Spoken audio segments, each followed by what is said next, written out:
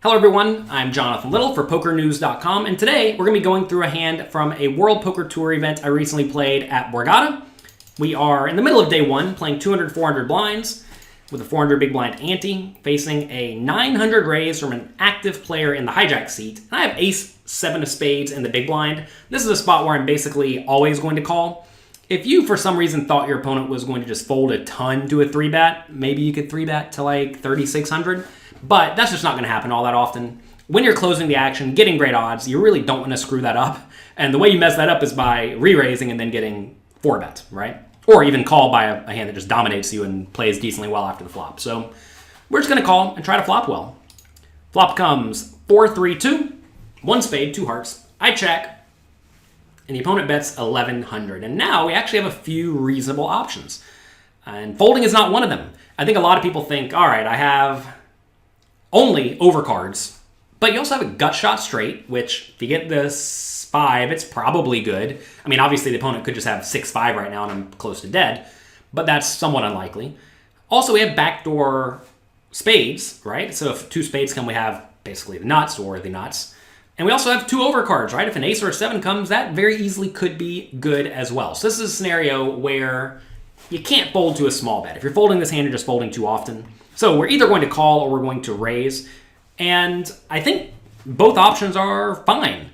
If we do raise, I certainly think that that's going to result in the opponent folding most of their garbage hands, which should be a decent chunk of our opponent's range. So, in this spot, maybe making it 3,500 is pretty sweet.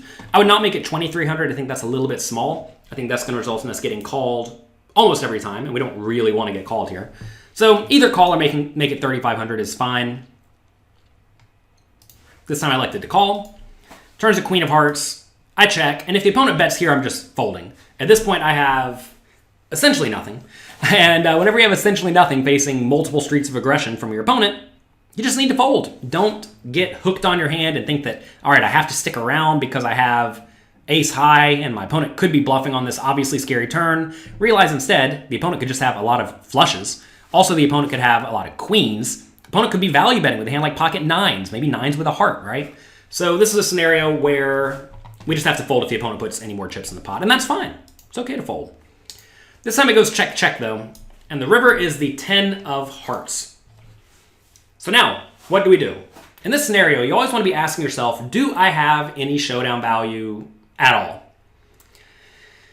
And I think the answer is no. Very clearly no. This is a spot where the opponent's going to have some ace-kings, which we lose to, some ace-jacks, which we lose to, other ace-highs, which we, roughly are chopping against because we're losing to most of them besides ace-6, right? All of them besides ace-6. If the opponent does have king-high and we check, the opponent's probably just going to bluff that and make us fold, so that's not good. But if we bet, can the opponent fold out some better hands? And I think the answer is definitely yes. This is a spot where if the opponent is sitting with one pair, or ace-king or ace-jack, they're going to feel highly inclined to fold because they lose everything, right? They lose to all reasonable flushes. So this is a spot where you can take a few lines. You can either bet small or pretty big. I would not bet gigantic because it is important to realize the opponent still could just have the ace of hearts in their hand and never fold, or the king of hearts and never fold. So I don't think you want to go really big like 6,000. But I do think a bet of somewhere between 2,000 and 4,000 is quite nice depending on what you think about the opponent's range.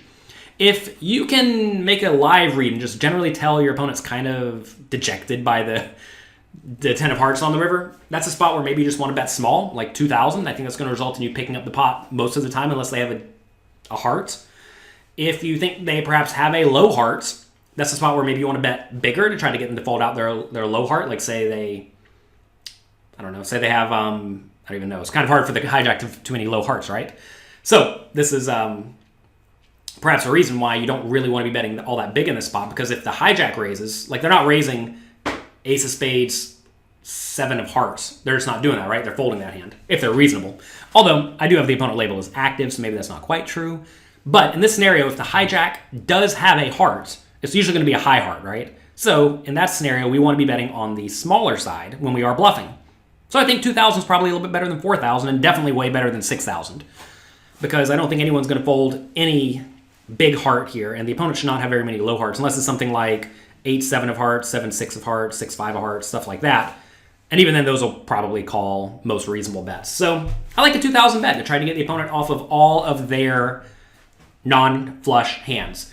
Also, a nice thing about a 2,000 bet is a lot of players who are competent will look at that and read that as a flush, trying to get thin value, right? Or trying to get a crying call by one pair. So especially as your opponent is a more thinking player, they're not just going to say, oh, 2K into the 4,600 pot, I call with everything. If they're going to actually fold out pairs here, then I definitely love the 2,000 bet. So I did bet 2,000, and the opponent folded. And I actually remember this hand. It was memorable to me because the opponent folded 6-5 of hearts. He flopped the literal nuts, turned to flush, got a bad river, and then folded to the small bet. And I think this is not a good fold here. If your opponent is capable, I think most people think I'm capable, they are going to have some bluffs. And if you think about it, 4-3-2, there are a whole lot of ace highs that will check call the flop and then just be sitting there with no flush on the river, right? And if you have no flush on the river, you're going to feel somewhat inclined to bluff it. So I definitely do not like the fold with the 6-5 of hearts. I think it's a very, very easy call. Also, the opponents just keep betting the turn. Like, why would you not bet the turn here? You have the best hand almost every time. I could easily have a hand like a pair with a heart. I could easily have a random queen, like ace queen, maybe even king queen. If I had king of hearts queen, maybe I float the flop. Right, so there are a whole lot of hands that can easily call a turn bet. So I definitely don't like the way the opponent played this hand. Just bet the flop, bet the turn, check behind on the river, and win the pot. Instead, the opponent took perhaps the only line that results in him losing the pot. So that's lucky for me. So that's going to be it for today for PokerNews.com. I hope you enjoyed this video. If you have not, head over to PokerCoaching.com. That is my training site. I have tons of quizzes just like this, very similar to this hand, where I put you in my shoes in every single decision point and ask you, what would you do? And then you tell me.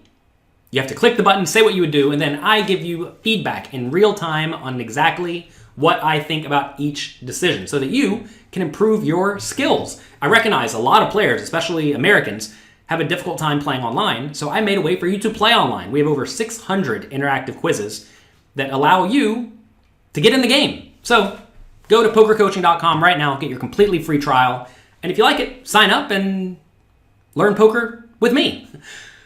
Good luck in your games, have fun, and I'll talk to you next time.